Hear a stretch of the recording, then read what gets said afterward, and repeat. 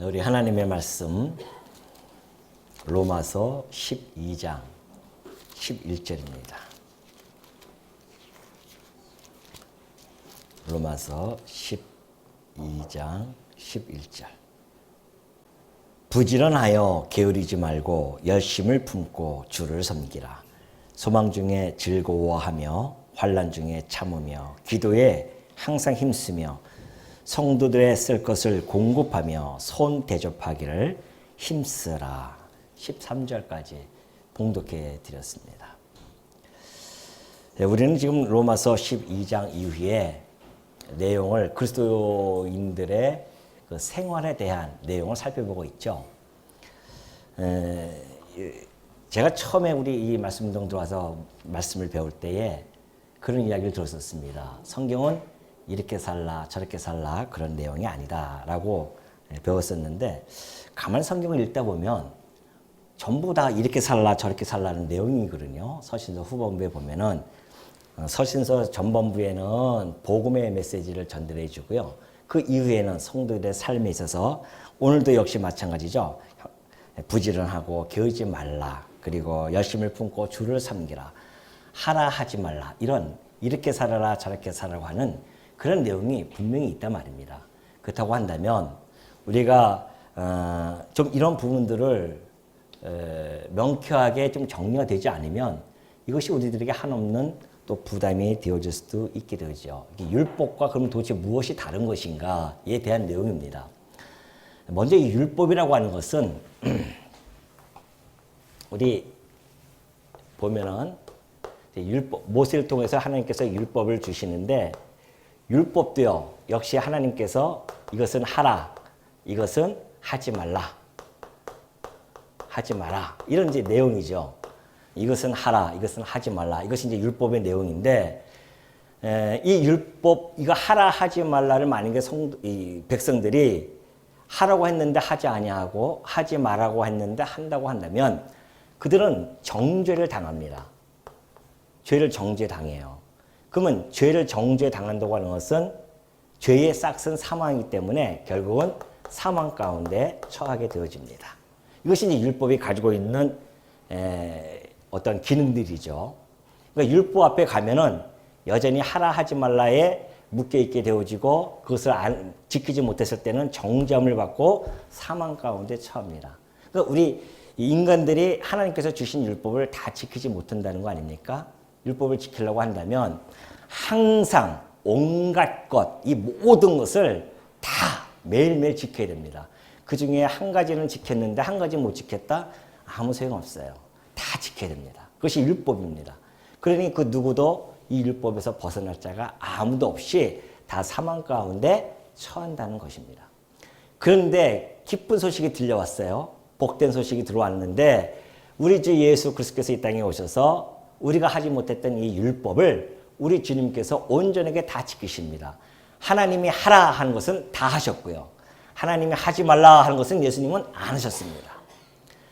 이걸만 지켰을 뿐만이 아니라 우리가 지키지 못해서 정죄받아 사망당하는 것까지 대신 짊어지고 죽으셨단 말입니다. 그래서 우리가 여기서부터 해방이 되어졌어요. 이것이 바로 하나님의 무엇에 의해서 이루어진 것이다? 하나님의 자비하심, 그런 이야기입니다. 하나님의 자비하심, 은혜, 하나님의 사랑, 이런 같은 맥락이죠. 하나님의 이 자비하심으로 인해서 하나님의 아들을 보내셔서 이 율법을 우리가 율법에서부터 해방을 당하게 되어집니다.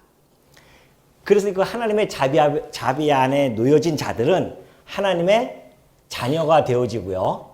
또 예수 그리스도의 지체가 되어지고 뿐만이 아니라 성령께서 내주하는 그러한 우리의 모습이 바뀌게 되어집니다. 그러니까 마귀의 종으로서 살아왔던 우리들이 하나님의 자녀가 되어지고 예수 그리스도의 거룩하신 하나님의 아들이신 예수 그리스도의 지체가 되어지고요. 성령께서 이 안에 내주하고 계시면서 우리로 하여금 하나님과 함께 더불어서 살아가게 해주셨다. 그런 내용입니다. 이것이 하나님의 자비하심이거든요. 그렇다고 한다면 이제는 율법이 아니라 하나님의 자녀답게 그리고 그리스도의 지체답게 살려고 한다면 그럼 어떻게 살아야 되는지 잘 모르는 거예요.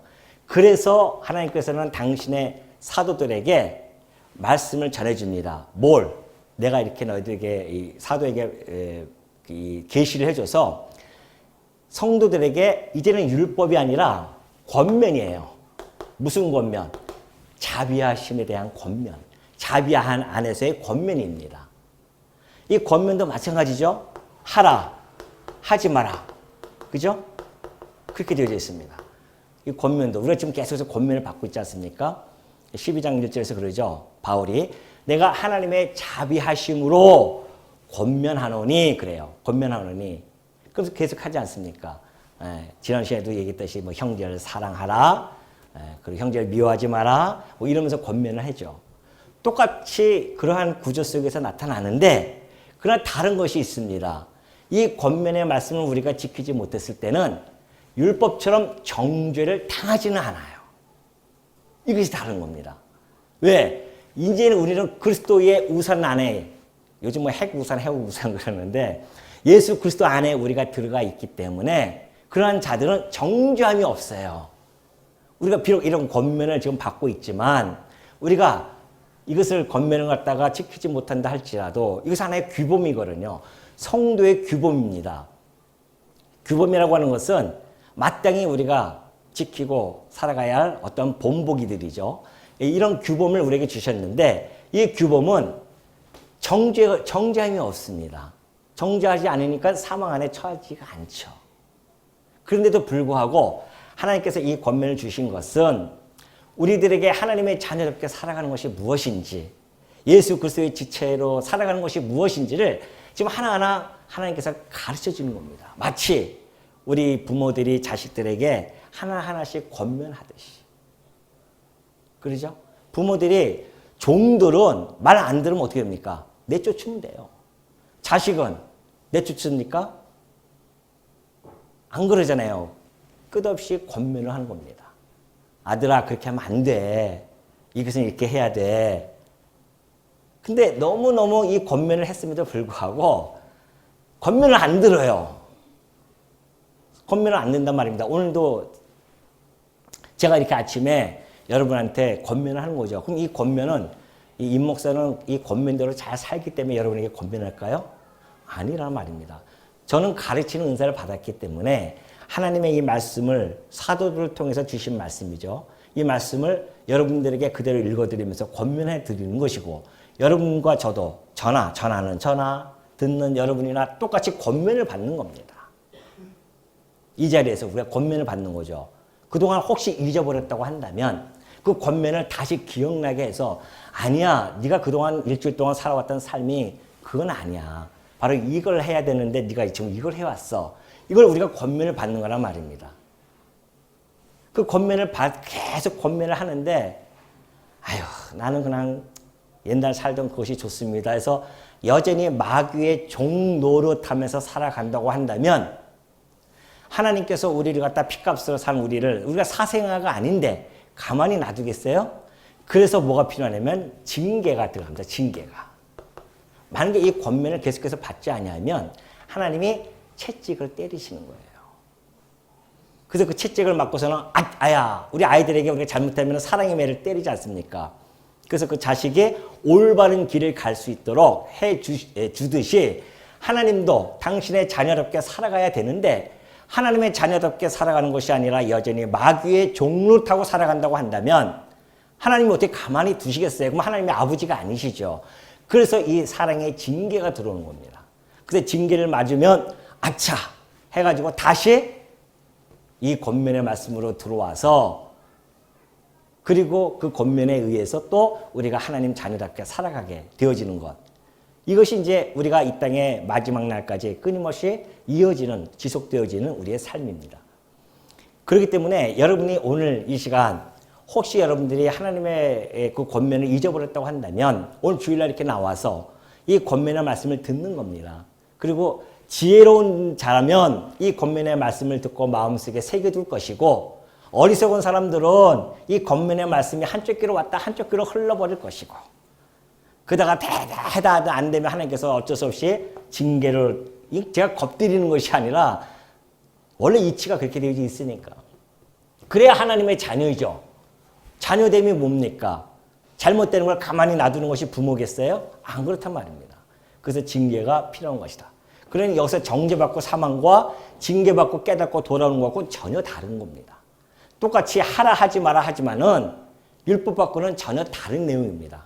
그렇기 때문에 여러분이 이런 것을 충분히 인지하고 이 말씀들을 상고하고 들어야지, 안 그러면 우리 율법을 다 우리가 지켰는데 왜 또 이것은 하라 하지 마라 그렇게 하는가라고 착각하게 되어지면은 이제는 예수님이 다 믿었는데 끝났는데, 한때는 그런 분들도 많이 있었습니다. 우리는 성화가 되어질 수 없다.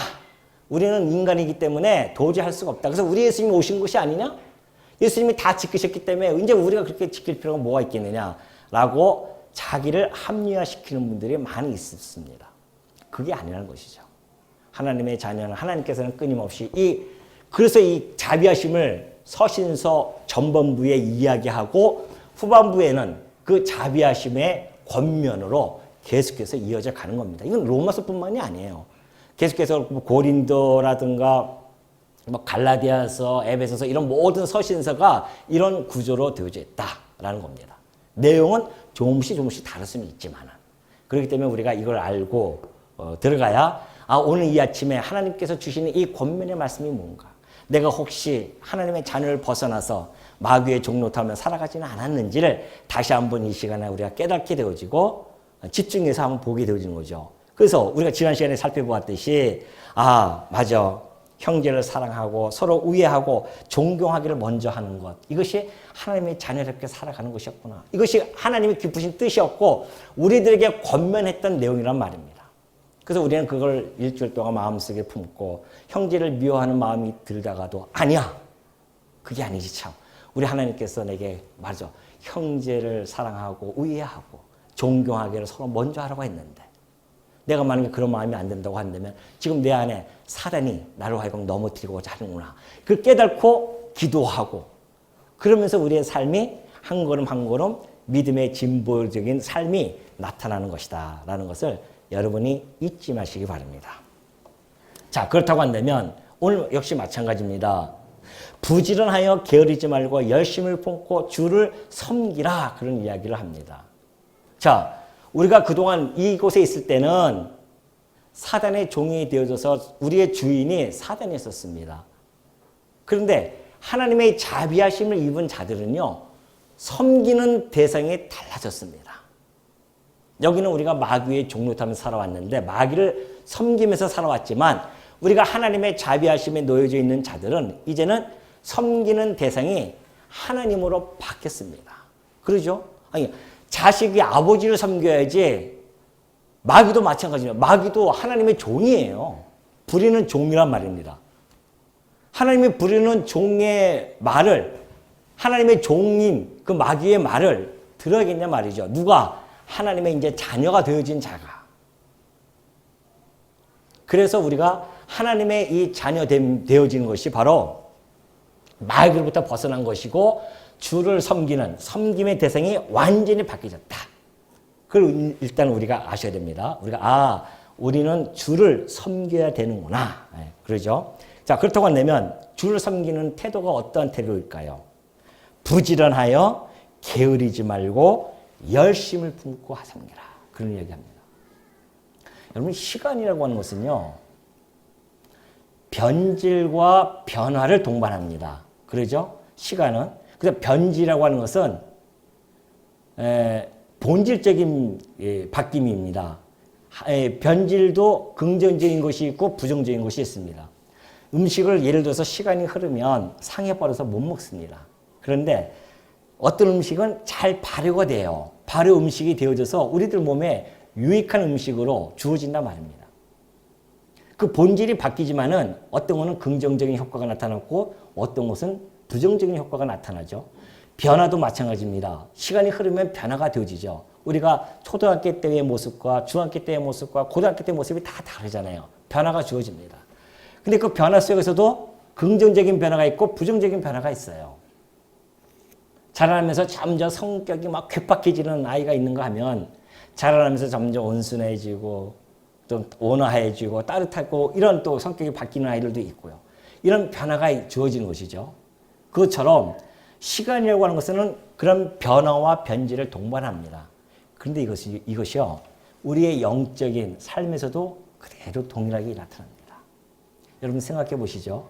처음에 우리 예수님을 만났다고 생각해 보십시오. 그때 얼마나 여러분들 감격했습니까? 기쁘고 즐거워서 막 밥을 안 먹어도 행복하고 막 그런 모습으로 아마 여러분들이 다 나타났을 것입니다. 근데 어느 순간 1년, 2년, 10년 지금의 한번 이 모습을 뒤돌아 보십시오. 여러분이 처음 예수 그리스도를 만나고 그 감격했던 그 모습과 10년, 20년, 30년이 지난 지금의 모습을 곰곰이 비춰보라니까요. 얼마나 많은 변화가 왔습니까? 혹 여러분은 긍정적으로 변화가 왔습니까? 부정적으로 변화가 왔습니까?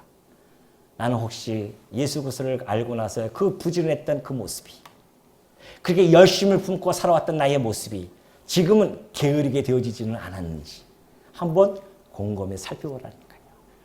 오늘 이 말씀이 권면의 말씀이에요. 그래서 나는 오늘 주를 섬겼는데 열심을 품고 살아왔는지, 아니면 그 요한계시록 보면은 라오디게아 교회가 있지 않습니까? 그 교회에 예수님께서 책망한 내용이 있었습니다. 그 교회를 향해서 야, 너희는 차갑지도 않고 뜨겁지도 않느냐 왜?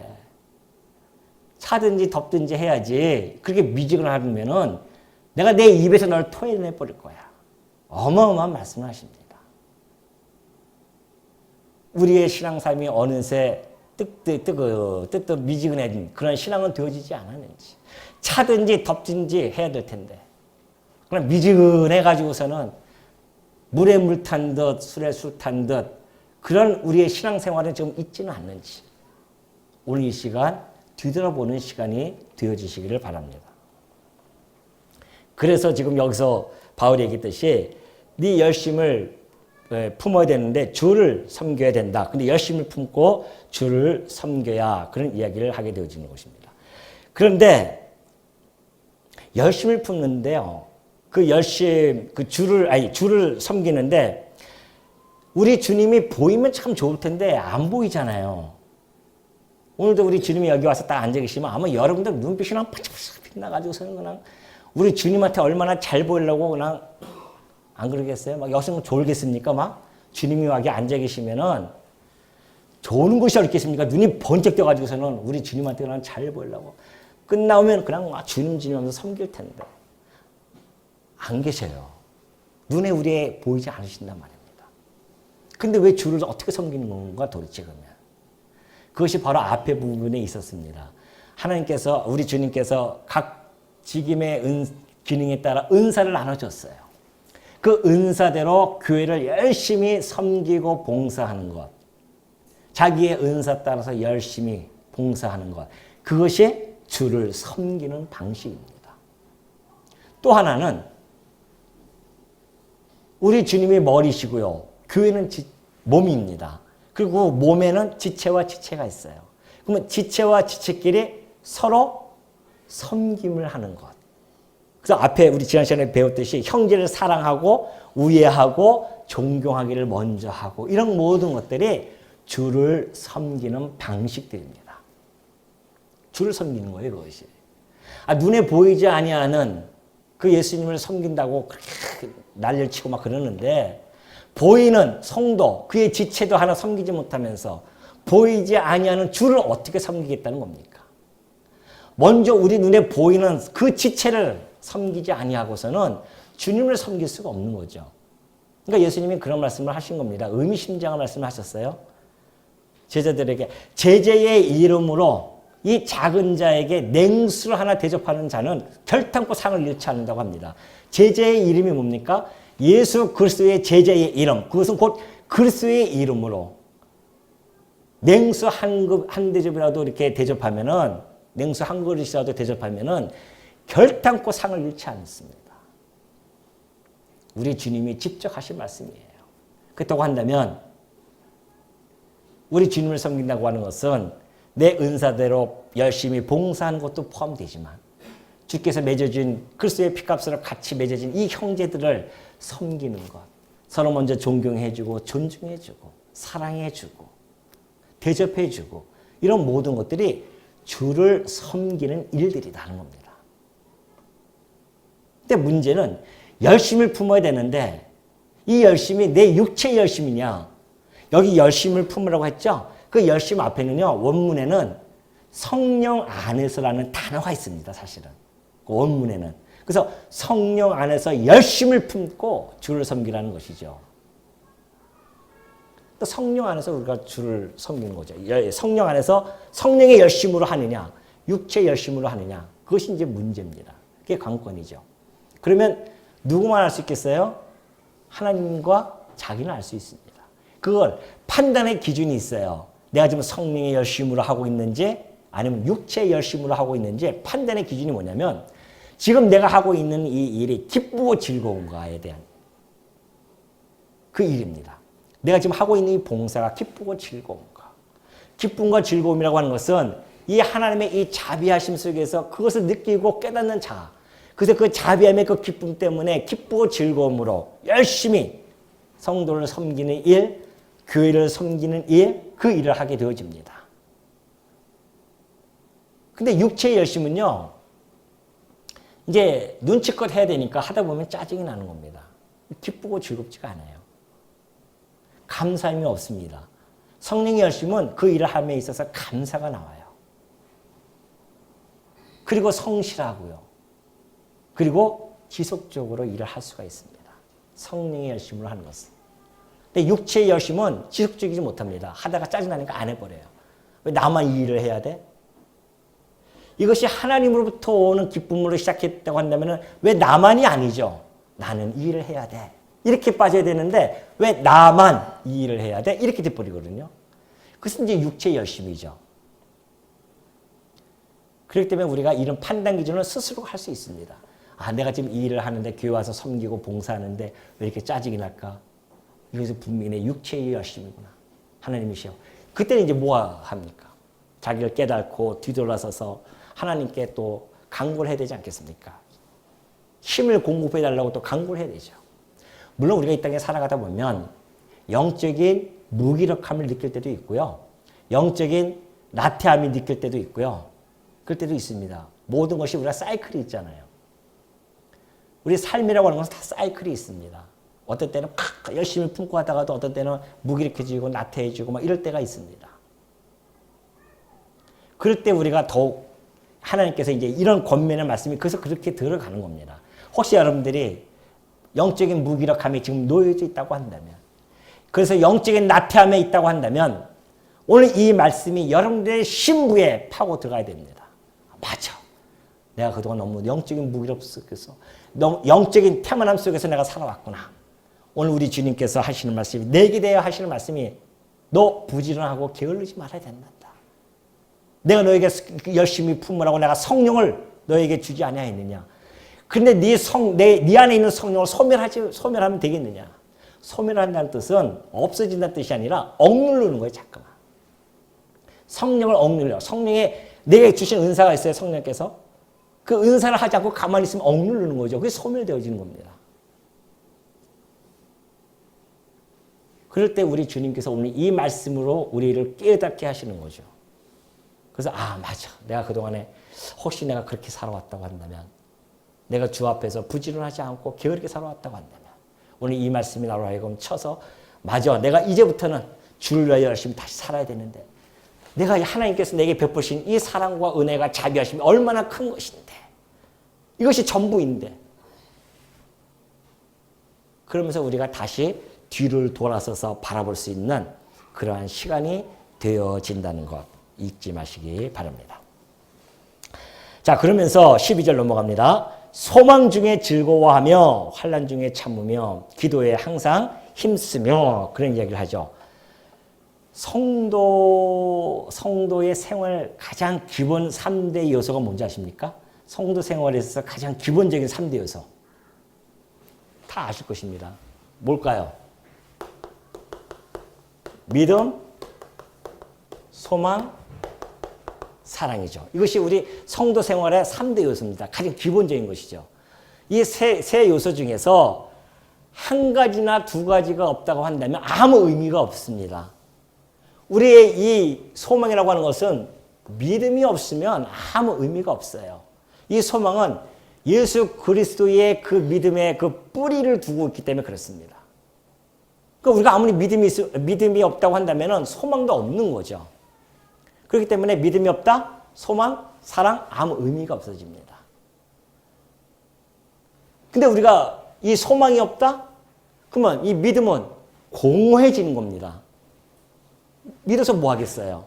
만약에 우리의 삶이 이생뿐이라고 한다면, 이 소망이 없이 이생뿐이라고 한다면 우리가 이 땅에 살아가면서 지금 가장 불쌍한 자죠.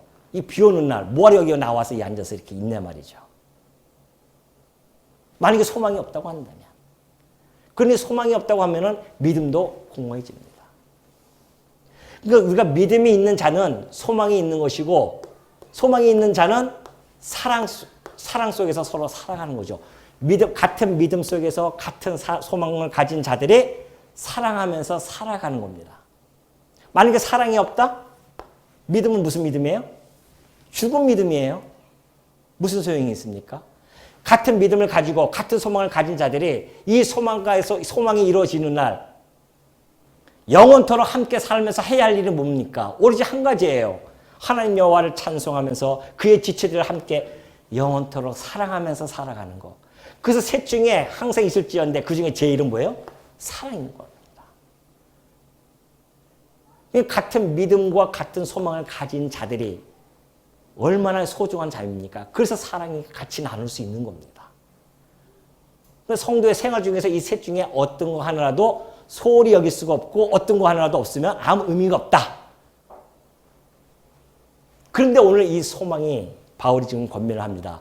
소망 중에 너희가 즐거워해야 된다. 너희들이 지금 이 현재 삶을 살고 있는데 소망 중에 즐거워하라. 그럼 소망이 뭘까요? 소망이 우리의 부활과 그리고 그 부활된 몸을 가지고 왕노릇하면서 사는 것, 이것이 우리의 소망의 본질일까요? 아니에요. 이것은 부차적으로 나타나는 결과입니다. 이것이 우리의 이 소망의 본질은 이것이 아니에요. 실상 우리의 소망의 본질은 세상 사람들의 소망을 보면은 세상 사람들의 소망은요, 사람 중심입니다. 인간이 중심이에요. 자기 중심적입니다. 그 소망이 다. 그러죠? 난 이렇게 됐으면 좋겠어. 난 이렇게 됐으면 좋겠어 하는 것들이 다 이 현세적인 것이고, 그리고 이기적인, 자기 중심적인 소망입니다. 성도의 소망은 그게 아닙니다. 우리는 현세적인 것이 아니라 내세적인 것뿐만이 아니라 내가 부활해서 왕노릇하는 것, 이 자기 중심적인 소망이 아닙니다. 우리의 진정한 소망은 이 모든 세상에 마치는 그날, 우리 주님께서 이 모든 만물을 하나님께서 아들에게 복종케 하실 겁니다. 그럼 그 아들에게 복종케 하신 그 아들조차도 하나님 아버지께 복종하게 되어져 있어요.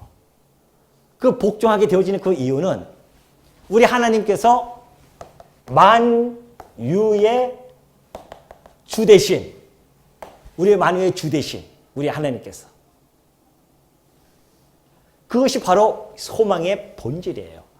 하나님만이 진정한 통치자가 되어져서 지금 우리가 가시적으로 보이지 않지만 지금 우리의 통치자들은 뭐 왕이고 뭐 대통령이고 막 이러지만은 그러나 우리의 진정한 통치자는 하나님이시란 말입니다.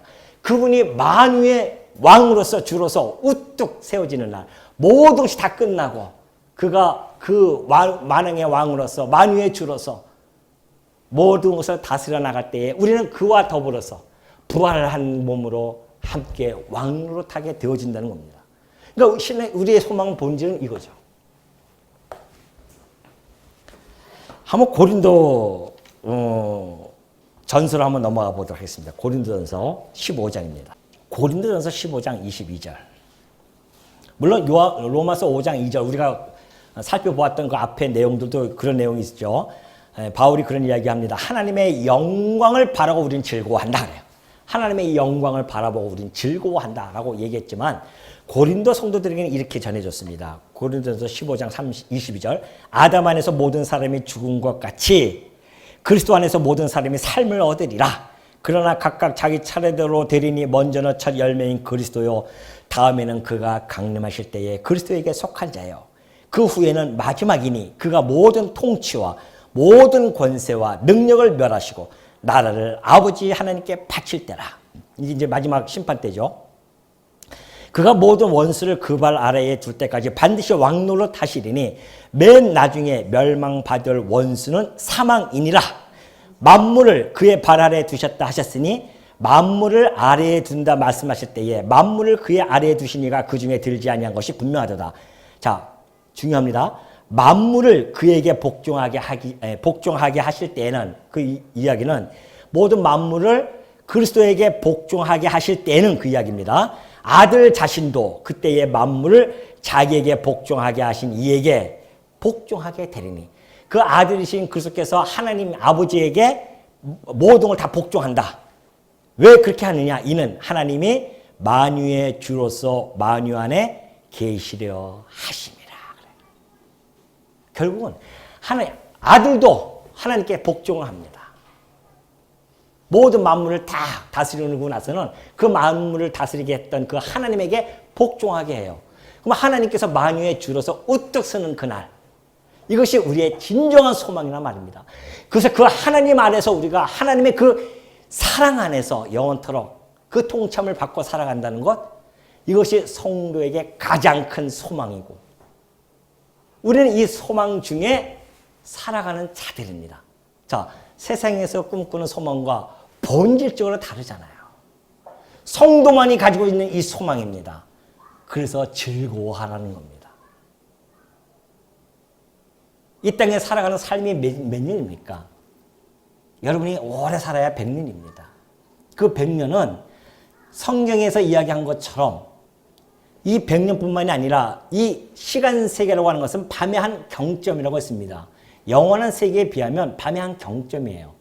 그러나 이것도 아니에요. 그러나 착 넘어가는 그 찰나와 같은 시간. 이 세상이 그런 시간입니다. 그 찰나와도 같은 그 세상 속에서 겨우 100년 사는 우리들의 삶입니다. 그 영원한 것을 바라보는 자들이 이 땅에서 찰나와 같은 세상을 살아가면서 근심과 걱정과 염려와 두려움 속에서 살아간다고 한다면 그것이 하나님의 자녀다운 삶이겠냐 말이죠.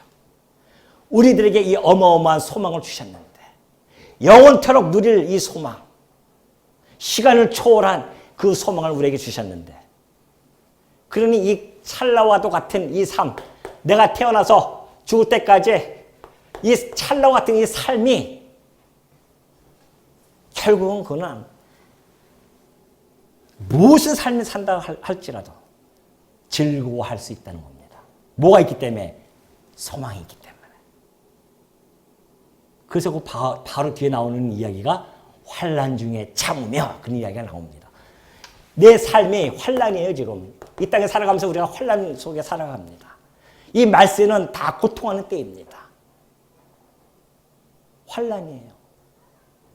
이때 당시에는 바울이 쓰던 이때 당시에는 로마로부터의 환난을 당하는 시대였고요. 지금은 우리는 그런 환난은 없잖아요. 그러나 그럼에도 불구하고 여전히 우리 성도들에게도 여전히 고통이 따릅니다. 시련이 오기도 하죠. 환난 속에서 살아갑니다. 예를 들면 잘 나가던 사업이 갑자기 망하기 시작합니다. 사업이 그냥 부도가 나기 직전이에요. 얼마나 큰 시련입니까?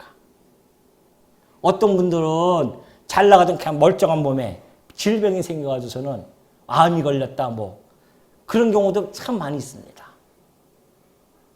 그때 성도들이 그 암일을 닥쳤을 때 그런 일들 환난 가운데 닥쳤을 때에 어떻게 우리가 대처할 것이냐에 대한 이야기입니다.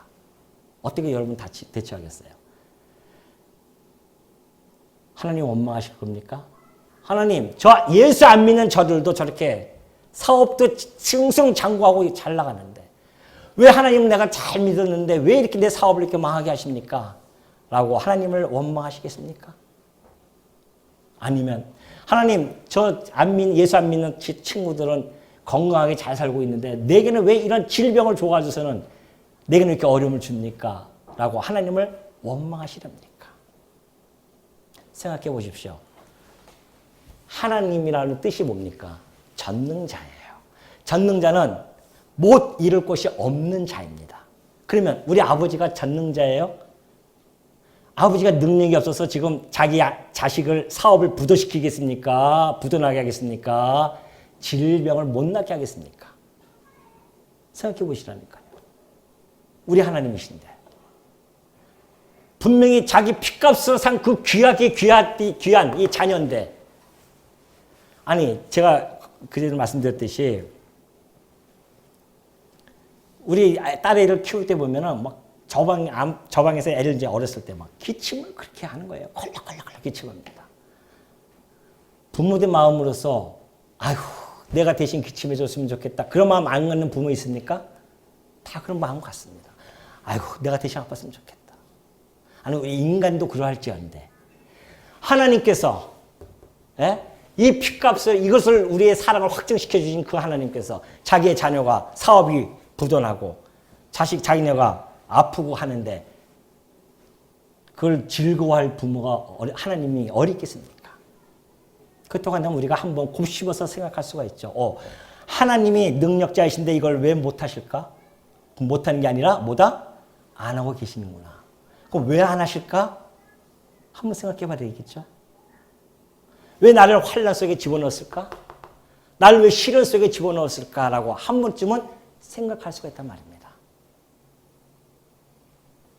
그것이 바로 하나님께서 당신의 백성들을 야무지고 단단하게 키워가시기 위한 하나의 방편들이란 말입니다. 여러 가지 갈래로 와요. 여러 가지 갈래로 오죠. 때로는 그 아버지 갖다가 막 하나님의 자녀롭게 살아야 되는데 그렇지 않고 마귀의 종노릇이나 하고 그런다고 한다면 징계 면에서 환난이 오는 경우도 있고요. 또 하나는 하나님의 자녀를 자녀답게 단단하게 키우기 위해서 시련으로 주는 것도 있습니다. 어떻게 되든 간에 하나님께서는 그 자녀에게 그걸 주시는 것은 그 시련을 통해서 참고 견뎌내면서 하나님 앞에 더욱 어떻게 한다? 한 걸음 더 나아가게 하는. 그래서 하나님의 자녀들을 믿음의 진보를 나타나게 하는 그러한 하나님의 방식, 사랑의 방식입니다. 그걸 놓쳐서는 안 돼요. 그걸 놓치게 되어지면 그때부터는 내가 지금 처해 있는 이 상황만 함몰되어 있어가지고서는 하나님의 크신 섭리와 그 경륜을 바라보지 못하게 되어집니다. 바울처럼 그런 시련 고난 당한 사람이 어디 있습니까? 또 우리가 생각해 보면은 세상에 우리보다 시련 당한 사람이 얼마나 많습니까? 진짜 희귀병 걸려가지고서는 거의 내일 모레 몸 하나, 물 하나 삼키지 못하고 죽을 듯이 그냥 누워있는 분이 얼마나 많이 있습니까? 아이고, 그분들보다 내가 건강하니까 난 감사하다. 그런 저차원적인 감사가 아닙니다, 우리는. 그걸 비교해서 감사합니까? 그런 감사가 아니잖아요. 하나님의 나를 이곳에서 십자가로 통하여서 건져주신 그 하나님의 그 사랑의 감사가 그 토대가 되어지는 것이고 그 삶 속에서 내게 주어지는 이 환난이 하나님을 하나님답게 또 나를 나답게 키워가시기 위한 하나님을 하나님답게 바라보고 나를 나답게 키워가시는 하나님의 섭리다 생각하게 되어진다고 한다면 소망 중에 우리가 즐거워하고 환난 중에 참을 수가 있는 겁니다. 그래서 그러면 그럼 무조건 참아야 되는가? 아니에요. 뭐라고 되어 있습니까? 뭐 해라? 기도에 힘쓰라는 겁니다. 기도라고 하는 것이 뭐예요? 유일한 그 하나님과 유일한 소통의 방법이 기도입니다. 하나님께 기도하는 거예요. 이 세상에서 누가 하나님과 기도할 사람이 누가 있습니까? 세상 사람들은 기식도 없는 그런 것들을 향해서 기도하지만 성도는 하나님의 자녀들은 하나님 아버지에게 기도할 수 있는 특권이 있습니다. 기도를 하는 거예요. 그래서 기도에 힘쓰는 겁니다. 하도 기도 안 하면요 하나님께서 기도하게 만드십니다. 어떻게 하는지 아십니까? 예를 들어서 아버지가 카드를 줬어요. 카드 주고 네 맘대로 써라 했는데 이 아들이 카드를 막 펑펑 씁니다. 근데 그 카드를 쓰면서 아버지에 대한 고마움이 없어요. 아버지는 까마득하게 잊어버립니다. 매일 맨 처음에 카드 줬을 때는 막 전화를 하루에 한두 번, 두세 번씩 하더니만 어느 정도 지나고 나니까 전화는 뭐예요? 아버지는 까맣게 잊어버립니다. 그때 아버지가 취할 수 있는 행동이 무엇이 있을까요? 무엇이 있을까요? 카드를 지급정지해버립니다. 그러면 아들은 누구한테 전화하겠습니까? 다시 아버지한테 전화하겠죠. 아버지, 그동안 평안하셨습니까? 왜 나한테 기도 안 하니? 요즘 왜 나한테 왜 전화 안 하냐? 그러면 죄송합니다. 제가 아버지 카드 쓰느라고 정신없이 바쁘다 보니까 제가 그랬습니다. 그래도 아버지한테 전화한단 말입니다. 예를 그렇게 들었지만 우리는 안 그러겠습니까? 하나님께 기도하지 아니하는 자들에게 하나님께서 기도하게 하시는 방법은 뭐가 있겠습니까? 환난 가운데 집어넣는 겁니다. 그래야 기도하게 되어지니까. 그래서 공부할 때 기도하라 너희들. 하나님이 기도하게 하시려고 너에게 공부함을 집어넣는 거니까. 하도 기도 안 하니까. 아버지하고 대화를 나눠야 되는데 아버지하고 대화가 단절이에요. 그냥. 뭐가 그렇게 바쁜지. 살아가는데 그냥 땅만 보고 살아가는 거예요. 땅만. 하늘에 있는 우리 아버지를 갖다가 바라보면서 살아가야 할 우리들이. 그러니까 하나님께서 환난 가운데 집어넣고 기도에 하게 하시고 기도에 힘쓰라 그런 이야기를 하게 되어집니다.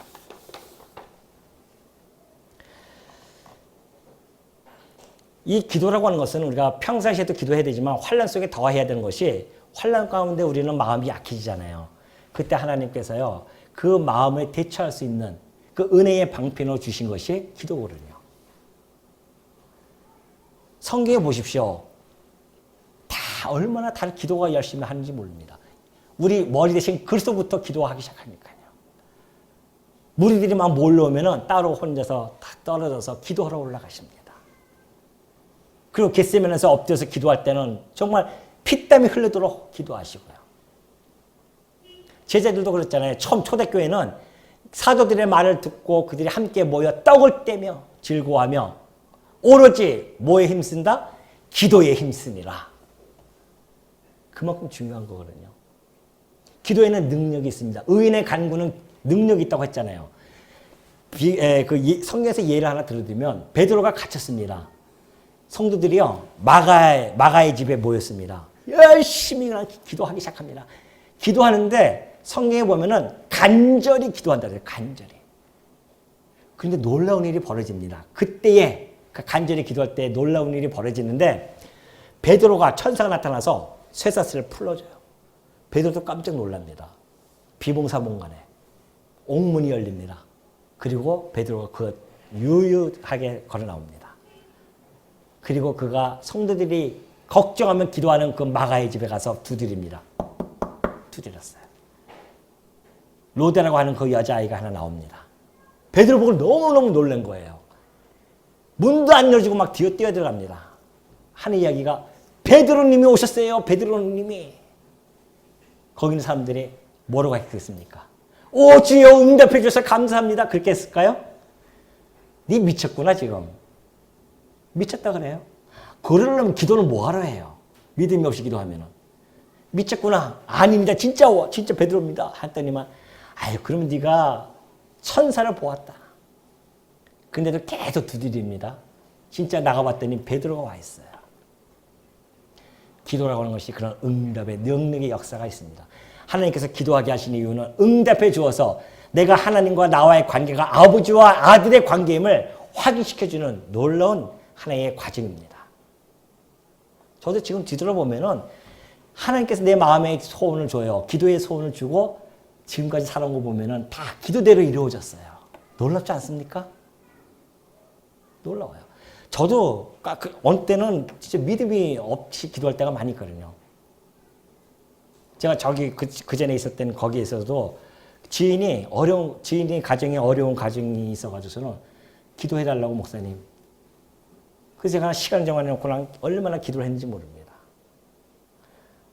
정말 그것이 그 가정이 잘 풀릴 수 있을까 걱정하면서 믿음도 없이 기도했는데 순식간에 싹 풀리는 경우가 많이 봤어요. 저는. 야, 그거 보면서 이게 하나님이 기도에 응답해 주셨음에도 불구하고 우리들은 그것이 응답인지도 모르고 우연히 그렇게 됐나? 의심할 때가 많이 있습니다. 아니에요, 여러분. 의인의 간구는 능력이 있습니다. 하나님의 자녀들의 기도는 능력이 있어요. 혹시 여러분들이 환난 속에 있고 시련 속에 있다고 한다면 기도에 힘쓰십시오. 하나님이 당신의 능력을 보여줄 절호의 찬스고 그 자녀는 그 하나님이 나의 아버지이심을 깨닫게 되어지는 절호의 찬스라는 거 잊지 마시고 믿고 기도해 주시고